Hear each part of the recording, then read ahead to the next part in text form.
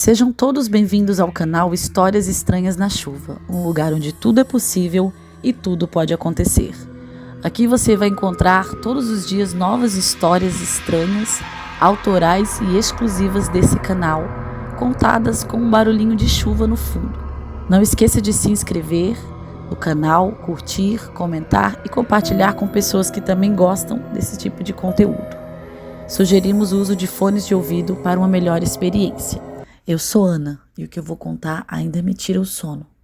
Tudo começou uma sexta-feira à noite. Eu tinha acabado de sair do meu trabalho e decidi pegar um atalho pela estrada que corta pela floresta para chegar em casa mais rápido. Eu sabia que era uma má ideia, mas o cansaço e a pressa falaram mais alto. Enquanto eu dirigia, percebi que a escuridão parecia mais densa que o normal. Não havia uma única alma viva naquela estrada. A única coisa que iluminava o caminho eram os faróis do meu carro e a lua cheia que insistia em se esconder entre as árvores. Foi então que eu vi. Primeiro só o brilho das luzes, uma van velha, branca, com as manchas de ferrugem nas laterais. Ela estava parada no acostamento. Os faróis estavam acesos, piscando intermitentemente, e as portas traseiras estavam entreabertas. Eu então diminuí a velocidade, tentando entender o que estava acontecendo, porque alguma coisa ali estava de errado, mas eu não sabia o que era. Quando me aproximei, vi umas pessoas ao redor da van, mas não eram pessoas normais, estavam fantasiados de palhaço.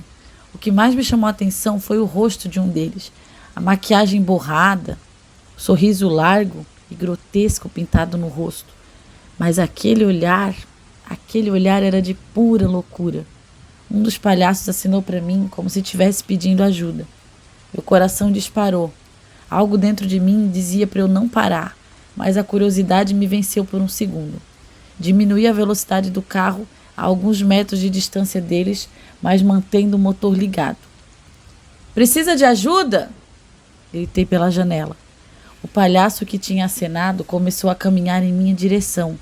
Os outros, eram 5 ou 6, eram muitos, começaram a sair lentamente de dentro da van. Um deles estava carregando alguma coisa que parecia uma marreta. Foi nesse momento que eu percebi que aquilo não era um pedido de ajuda, era uma armadilha. Acelerei o carro no mesmo instante, quase atropelando aquele palhaço que estava mais perto de mim. Pelo retrovisor, vi os outros começarem a correr atrás de mim, gritando. Eu não sabia como cabia tanta gente dentro daquela van. A risada deles era alta, mas não era humana.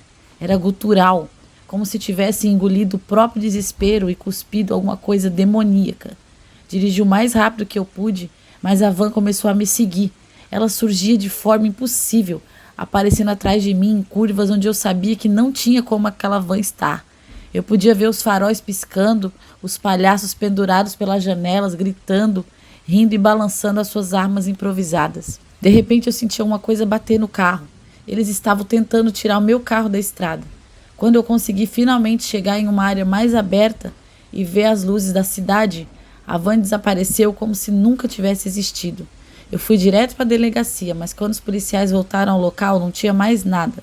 Nem um sinal da van, nenhum rastro dos palhaços, só eu e a lembrança daquela risada grotesca e perturbadora. Meu nome é Vitor e eu nunca acreditei em histórias de terror, pelo menos até aquela noite. Eu estava voltando de uma viagem com meu amigo Marcos. Pegamos uma estrada secundária porque ele dizia que era mais rápido, mas isso só nos deixou perdidos, no meio do nada. A única coisa que iluminava o caminho era a lua cheia e os faróis do nosso carro. Foi então que vimos algo estranho à frente. Uma tenda de circo. Só que não era um circo normal. Ela estava desbotada, com as cores desvanecidas e os panos rasgados. E tinha uma van parada do lado, velha e enferrujada. O Marcos achou que seria divertido investigar. Eu queria continuar dirigindo, mas ele insistiu, dizendo que talvez pudéssemos pedir informações. Assim que saímos do carro, percebemos o silêncio. Não havia vento, não havia nem som de insetos. Nada. Nos aproximamos da van e a porta lateral se abriu com um rangido. Lá dentro havia roupas de palhaço penduradas e sangue, muito sangue. "Isso não é normal", sussurrei. Marcos, teimoso como sempre, queria entrar na tenda. Quando atravessamos a lona rasgada, fomos recebidos por uma risada que parecia vir de todos os lugares. Uma luz fraca iluminava o interior e vimos uma roda gigante quebrada, jaulas enferrujadas e corpos.